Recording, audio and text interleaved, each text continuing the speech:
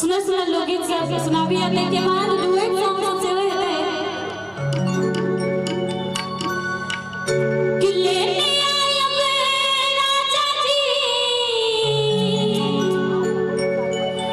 लेने आया पिया जी मन ज्यादा सब ठीक है कि सुस्ता गया सब ठीक है ना आवाज नहीं है ठीक छी है ठीक है ना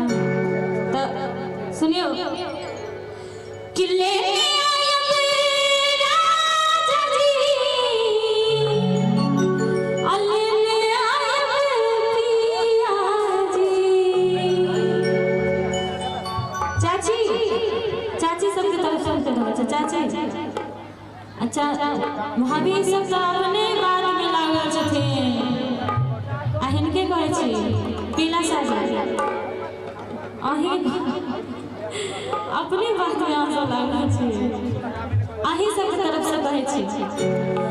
कि लेने आया मेरा चाची लेने आया पिया जी आ कौन कि सानिया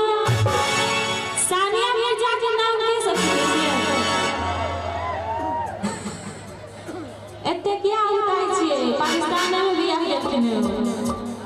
कि सानिया सानिया सानिया मिर्जा मलाल दुनिया लेने आया मेरा चाची सानिया मिर्जा मलाल दुनिया लेने आया मेरा चाची लेने आया मेरा चाची लेने आया पिया जी लेने आया मेरा चाची लेने आया पिया जी सानिया सानिया एगो बात बताओ अहाँ सब किनका किनका सानिया मिर्जा पसंद छै एक बार हाथ उठाबियौ अहीं टा के पसंद छै दूटा आदमी के पसंद छै अहाँ सब के नहीं पाकिस्तान में बियाह करे के अहाँ सब तो तमसाई किए छै नाम तो इंडिया के रोशन केलखिन ने तो एक बार अगर हमर गीत नीक लगे तो एक बार हाथ उठाबियौ आज कनी ताली बजा देबै तो हमरो नीक लगतै अहाँ सबके आखन तो शुरू भेलै अखन बहुते गीत एहन एहन एते जे अहाँ सबके नीक लागत कि सानिया सानिया सानिया मिर्जा वाला दुनिया तेरे आया मेरा चाची सानिया मिर्जा वाला दुनिया लेने आया मेरा